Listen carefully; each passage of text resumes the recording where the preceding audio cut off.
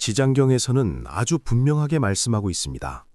이번 생에서 절대 맺어서는 안 될 우리 영혼에 가장 깊은 독이 되는 육체적 관계들이 있다는 것입니다. 만약 이를 범하게 되면 끝없이 고통받는 무간지옥에 떨어지게 된다고 엄중히 경고합니다.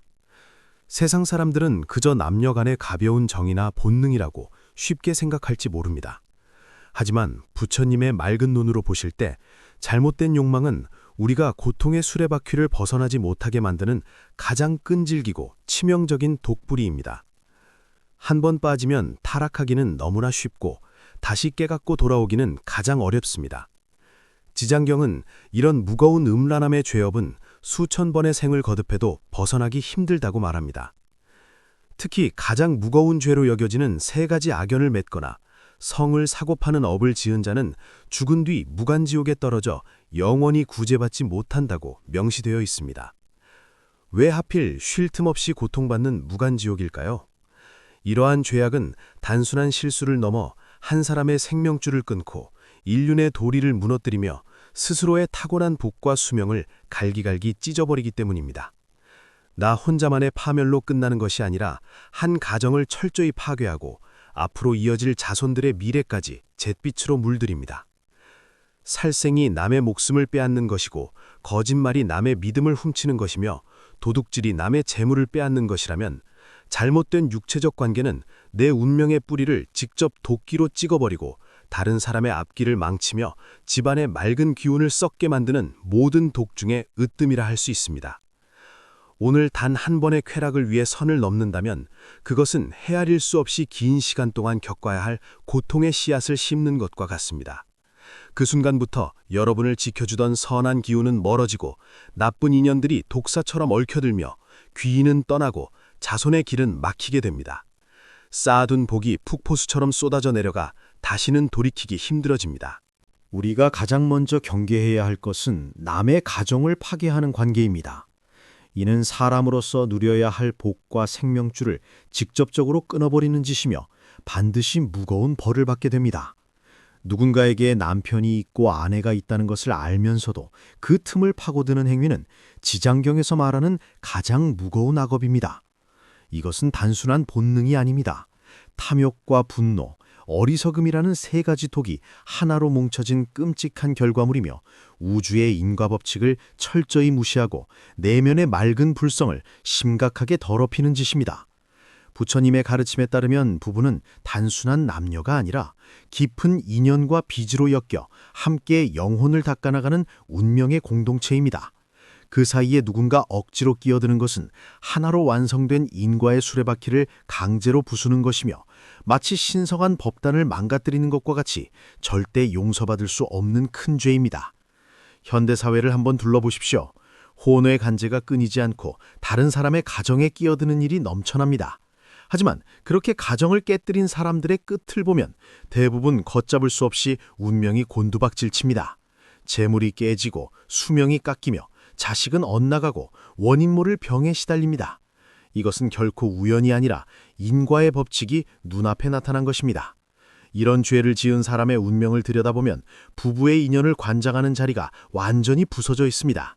주변 기운은 늘 다툼과 원망으로 가득 차고 끊임없이 구설수에 오르며 송사에 휘말리고 병마가 찾아옵니다. 가장 직접적으로 받는 벌은 평생 진실한 사랑을 얻지 못한 채 사랑에 빚만 지게 된다는 것입니다. 따뜻한 가정을 꾸리지 못하고 외롭고 비참한 말년을 보내게 되며 몸은 병약해져 고통 속을 헤매게 됩니다. 그 하룻밤의 불장난이 평생의 고독과 영혼의 갉아먹힘으로 돌아오는 것입니다. 지장경이 보여주는 지옥의 모습은 여러분을 겁주려는 것이 아닙니다. 원인과 결과를 똑바로 알고 조심하라는 자비로운 경고입니다. 욕만이 일어났을 때 스스로 부끄러움을 느끼고 멈춘다면 되돌아갈 길이 있습니다. 하지만 양심의 가책 없이 죄를 즐긴다면 그 벌은 몇 배로 부풀어 돌아옵니다. 지금 당장 돈이 있고 외모가 뛰어나고 권력이 있다 해도 지장보살님 앞에 인과저울은 결코 피할 수 없습니다. 그 다음으로 절대 범해서는 안 될 것은 혈연이나 가족 혹은 스승과 제자처럼 지켜야 할 맑은 도리가 있는 사이에서 선을 넘는 행위입니다. 세상에서 하늘의 이치를 거스르는 것만큼 큰 죄는 없습니다. 이는 불교에서 말하는 절대로 구제받지 못할 무거운 죄악 중 하나입니다. 이런 짓을 저지르면 이번 생의 윤리를 짓밟는 것을 넘어 앞으로 태어날 수많은 생애 동안 인간으로서 살아갈 맑은 길을 스스로 끊어버리게 됩니다. 단순한 법이나 도덕을 어긴 것이 아니라 사람과 사람 사이에 가장 순수하고 근원적인 인연의 뿌리를 썩게 만들었기 때문입니다. 젊은 시절 철이 없어서 혹은 아무도 모르게 숨어서 하면 괜찮을 거라 착각하는 사람들이 많습니다. 하지만 하늘과 땅, 눈에 보이지 않는 신명들은 모든 것을 낱낱이 기록하고 있습니다. 이런 관계를 맺게 되면 가장 먼저 나타나는 현상이 끝없는 악몽과 불안입니다. 수명은 급격히 줄어들고 자손의 대는 끊어질 위기에 처합니다. 겉으로는 번듯하게 사업도 성공하고 잘 사는 것처럼 보일지라도 중년이나 말년에 접어들면 반드시 치명적인 문제로 무너져 내립니다. 병에 걸려 평생을 신음하거나 자식에게 외면당하거나 집안 전체의 운이 바닥을 치게 됩니다. 심지어 정신을 놓아버리거나 스스로 비참한 끝을 맺기도 합니다. 사람들이 왜 갑자기 저렇게 미쳐버렸냐고 묻지만 사실 그것은 오래전 지은 끔찍한 업보가 찾아와 몸의 맑은 기운을 쫓아내고 탁한 기운이 자리를 차지했기 때문입니다. 진정으로 뉘우치고 이 길에서 벗어나려면 입으로만 하는 사과는 소용이 없습니다. 뼈를 깎는 참회와 함께 매일 기도를 올리고 다른 사람들이 바른 길을 가도록 도우며 다시는 그런 마음을 먹지 않겠다는 굳은 결심을 해야만 겨우 지옥의 굴레를 벗어날 기회를 얻을 수 있습니다. 또한 성을 상품으로 삼아 이익을 얻는 행위는 타고난 복을 가장 빠르게 불태워버리는 짓입니다.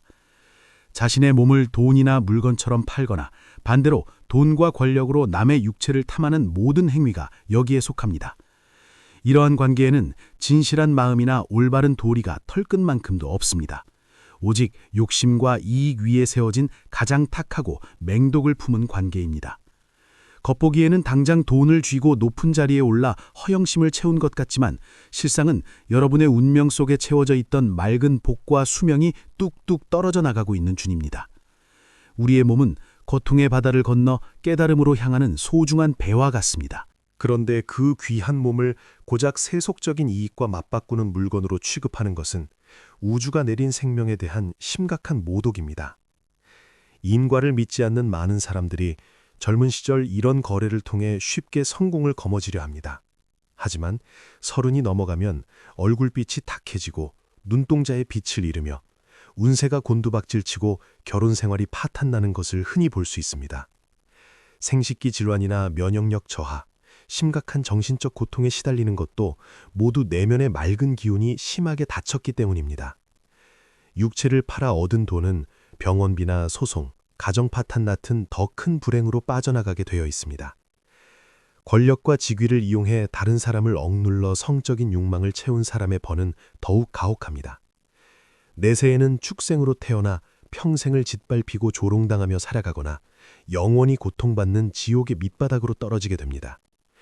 인간으로 태어난 가장 큰 축복은 스스로 마음을 닫고 바른 길을 갈 수 있다는 것입니다. 몸을 욕망의 도구로 써버리는 것은 이번 생에서 운명을 바꿀 수 있는 유일한 사다리를 스스로 걷어차버리는 짓과 같습니다. 도대체 왜 이토록 욕망을 끊어내기가 어려울까요? 그것이 바로 중생들을 이 윤회의 굴레에 단단히 묶어두는 가장 강력한 접착제이기 때문입니다. 부처님께서는 욕망을 깨트리지 못하면 윤회는 결코 멈추지 않는다고 하셨습니다.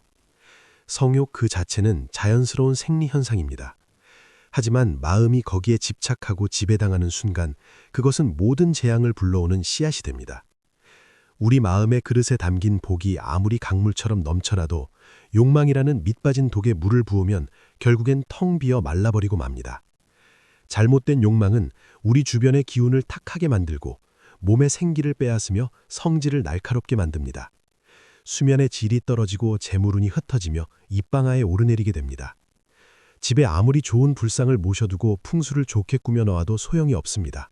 욕망에 휩싸이는 순간 수백 가지의 복이 한꺼번에 등을 돌리기 때문입니다. 하지만 오늘 이 순간부터 철저히 마음을 거두고 바른 길을 가겠다고 결심한다면 운명은 반드시 다시 열립니다. 매일 맑은 주문을 외우고 기도를 올리며 마음의 불길을 다스려야 합니다. 모든 음란한 매체나 환경을 끊어내고 보지도 생각하지도 마십시오. 방 안을 깨끗이 청소하고 과거의 잘못된 기억이 묻은 물건들을 모두 내다 버리는 것부터 시작하십시오. 이러한 행동들이 몸과 마음 그리고 운명에 얽힌 독을 서서히 해독해 줍니다. 3년만 철저히 맑은 마음을 지켜낸다면 반드시 맑고 좋은 인연을 만나고 일에서 귀인의 도움을 받으며 오랫동안 괴롭히던 병마가 씻은 듯이 낫는 큰 변화를 겪게 될 것입니다. 이것은 신비주의가 아니라 부처님의 말씀이 증명하는 인과의 진실입니다. 앞서 말씀드린 세 가지 관계는 스스로 생명줄을 끊어버리는 도끼와 같습니다. 참회라는 것은 그저 순간적으로 눈물을 흘리며 후회하는 것이 아닙니다. 미련 없이 생각의 뿌리를 뽑아버리고 생활 방식을 완전히 바꾸는 것입니다. 아직도 마음에 미련이 남아있거나 과거의 인연과 연락을 주고받는다면 그것은 가짜 참회이며 악업은 여전히 여러분의 목을 조르고 있을 것입니다. 진정으로 이 늪에서 빠져나오고자 한다면 반드시 실천해야 할 것들이 있습니다. 먼저 잘못된 행위를 떠올리게 하는 모든 물건, 연락처, 사람들을 완전히 끊어내고 두 번 다시 그런 유혹이 있는 곳에 발을 들이지 말아야 합니다. 그리고 맑고 강한 기운이 담긴 진언을 매일 외우며 내면에 들러붙은 탁한 찌꺼기를 씻어내야 합니다. 마지막으로 과거에 큰 잘못을 저질렀다면 이제는 세상을 향해 갚아야 합니다. 다른 사람들이 잘못된 길에 빠지지 않도록 돕고 상처받은 가정을 지켜주기 위해 노력하십시오. 한 사람을 올바른 길로 이끄는 것은 내 앞길을 가로막던 어두운 장벽 하나를 무너뜨리는 것과 같습니다.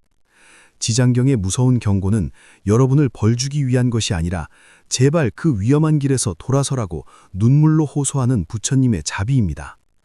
사랑이라는 이름으로 포장된 잘못된 욕망은 영혼을 갉아먹는 독입니다. 바른 길을 지킨다면 그것은 원만한 가정을 이루는 축복이 되지만 선을 넘으면 생명과 수명을 끊어버리는 칼날이 됩니다. 타고난 운명이 아무리 좋고 귀인이 넘쳐나도 내면의 탁한 욕망을 씻어내지 못하면 결국 모든 것이 재앙으로 바뀝니다. 부디 이 이야기를 마음에 깊이 새기시고 세 가지 무서운 독을 멀리하여 여러분이 타고난 소중한 복을 온전히 지켜내시길 바랍니다. 여러분의 몸과 마음 그리고 모든 인연이 맑아져 이번 생은 평안하고 다음 생은 더욱 밝게 빛나기를 두 손 모아 간절히 기원합니다.